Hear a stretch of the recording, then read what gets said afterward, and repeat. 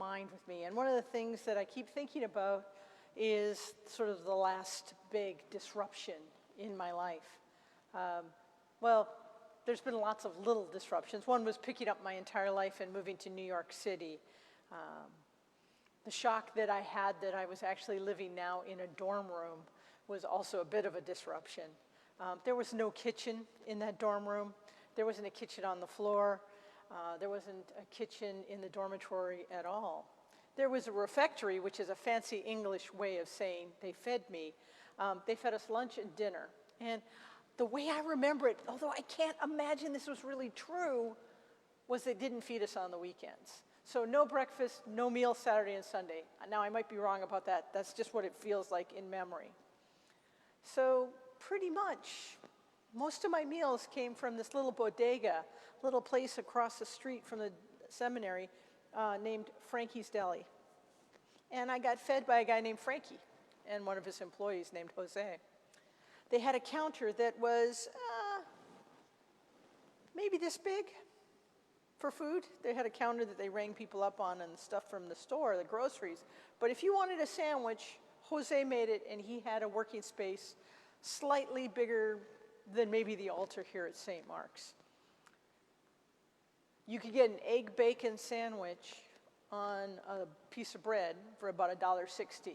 You get an 8-ounce cup of coffee for about 50 cents. You had to order it black. If you asked for a regular coffee, that meant you got 2 creams, 2 sugars in it. Egg bacon sandwich, 8-ounce coffee, tip, $2.50, I had breakfast. I got the dog a walk in, and Zach and I could go into Frankie's and get the food, so I didn't have to leave Zach outside.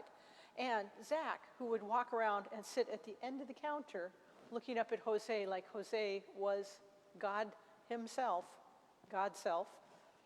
Jose would look at him, pick up the nicest piece of roast beef, put it on the slicer, take one little thin slice off, and give it to Zach. So the dog got a snack, I got the dog walked, everything good. See, Frankie would shop in New Jersey, where he lived, and he would bring everything with him in a van. That's why everything was so inexpensive.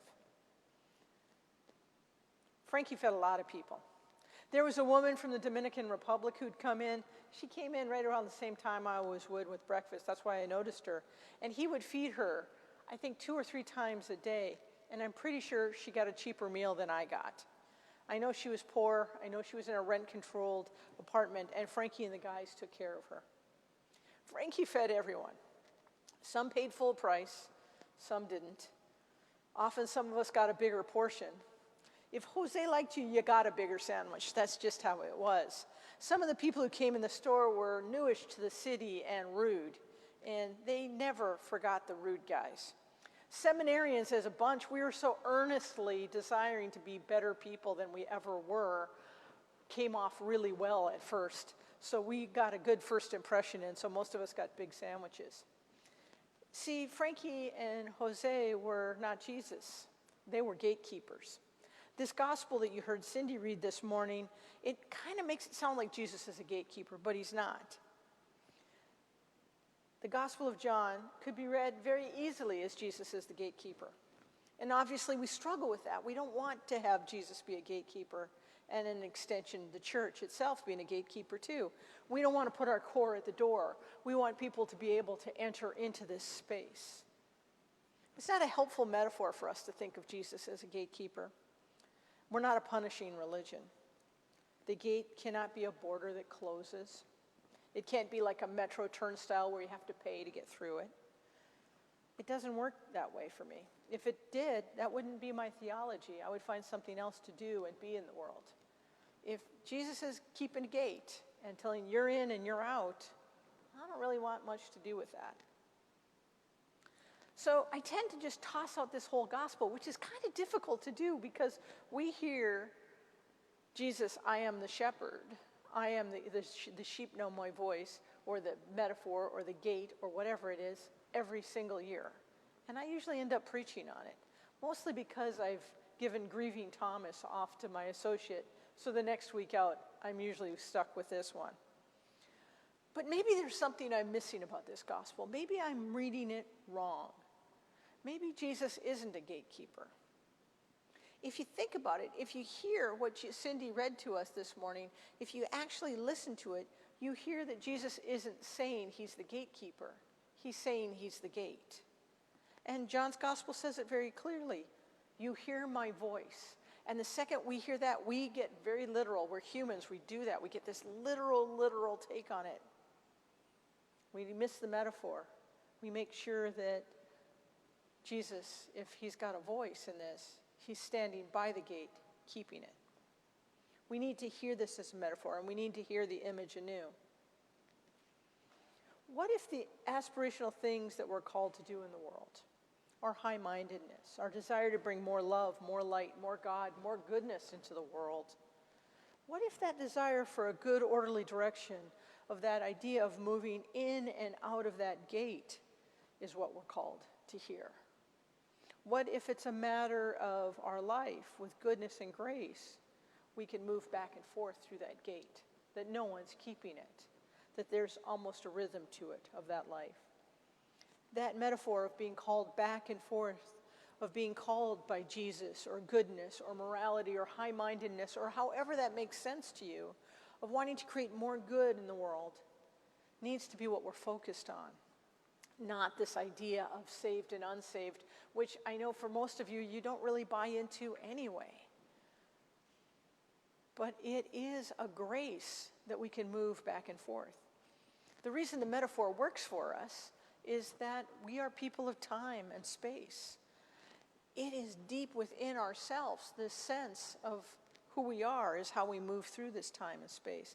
And this disruption brought on by pandemic and stay-at-home orders and self-isolation and quarantine for some, has hit us at the core of our being. Added to the uncertainty of whatever all of this is, am I going to get sick? Are people that I love going to get sick? Am I going to lose my job? Am I going to lose my house? All of it has helped us step into a grief that is deep and profound. And we have to start to find ways to deal with it. That's the call. That's what the good thing of hearing Jesus as a voice calling us back and forth to make sense of this that plays so pivotal on this. I will tell you that Frankie and Jose had all manner of unwritten rules about how they would help, who they would reach out to, who got the deal, who got the better sandwich. And yet, on the week of 9/11, all of those rules went out the window. They fed all of us. And since we didn't have cash, Frankie was a cash-only business, and the ATMs were empty, when I first walked into the store and I had no more money, I got a cup of coffee. I had about 75 cents. That was all I had. Jose started making me a sandwich anyway, and I said, oh guys, I don't have any cash to pay for that. And Jose kept nodding, and Frankie wrapped up the sandwich and handed it to me and said, it's okay, Mommy. Well, you pay us when you can. These two guys running a bodega with rock-bottom prices had stopped being a gatekeeper. They had become the gate, and everyone flowed in and everyone flowed out. We were all the same. If you were hungry, they would feed you until they ran out of their food themselves. If I had a chance to be somebody in the world, I think I'd rather be Frankie and Jose than a lot of other people. But they're humans. Things slowly went back to normal after the crisis of 9/11. I would say within 2 months after the towers came down, things were pretty much back to normal at the deli. They were pretty human in their reaction. The guy who was rude the month before, he started getting the smaller sandwiches. I started getting a bit of a bigger one. The one from the DR still didn't pay much for any sandwiches she got. The thing is this: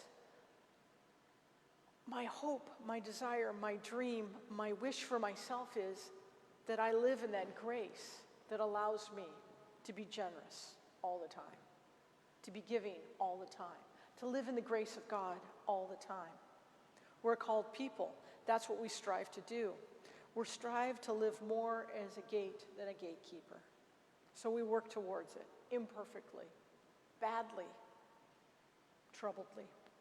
But that's the work that we're called to do, to reach out past so the people that we know and love are cared for, but even the people that we're not so sure about, that they're cared for too.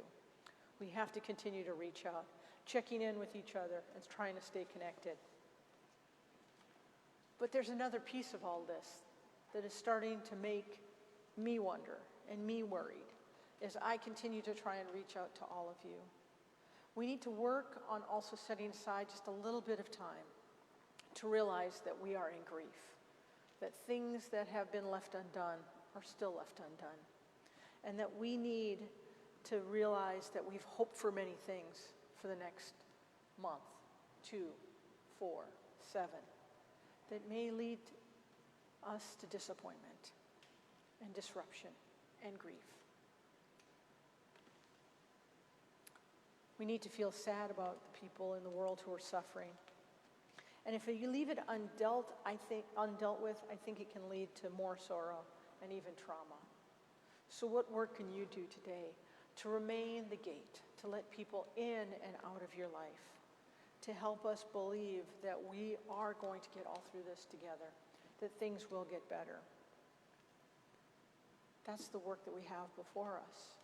And to also take some time to be in our grief, to let the world, yourself, know that there is sorrow attached to all of this. We are in a time that makes no sense. That disruption has caused great trauma.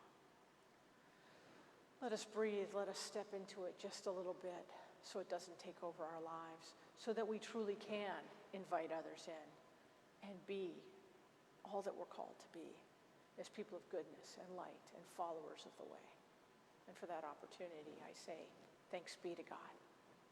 Amen.